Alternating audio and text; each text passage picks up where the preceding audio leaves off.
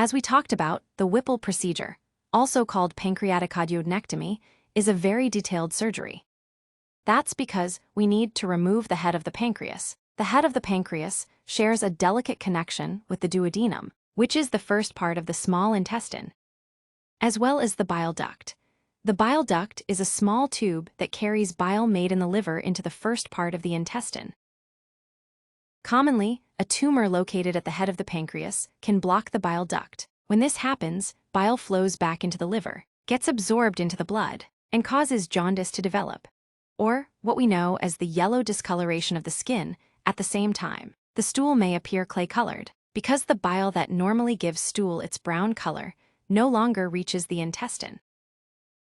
Along with the head of the pancreas, part of the intestine, and the bile duct, the gallbladder is also removed. This is because the duodenum produces hormones that help the gallbladder work properly.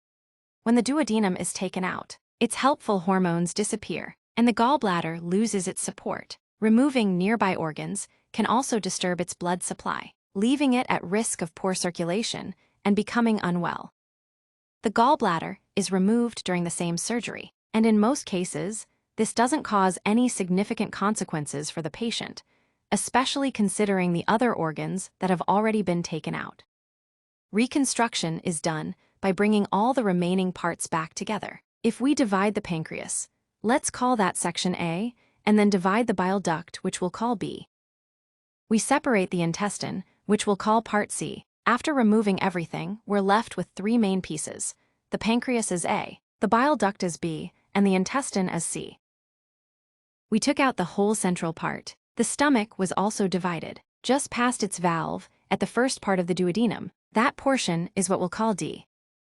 In many cases, it's possible to preserve the entire stomach, which is often helpful for recovery and function. But sometimes, depending on where the tumor is located, we're unable to do that.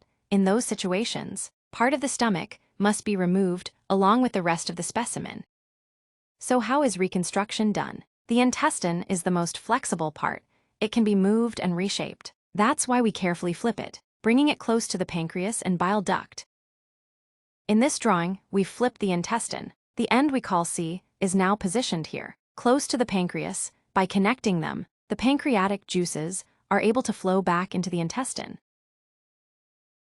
Farther down the intestine, the bile duct is gently reconnected. This allows bile to flow back into the intestine once again.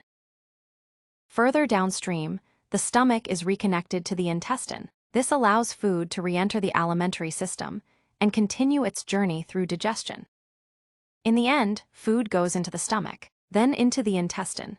Pancreatic juice and bile also enter the intestine here. Everything comes together, and the body returns to normal.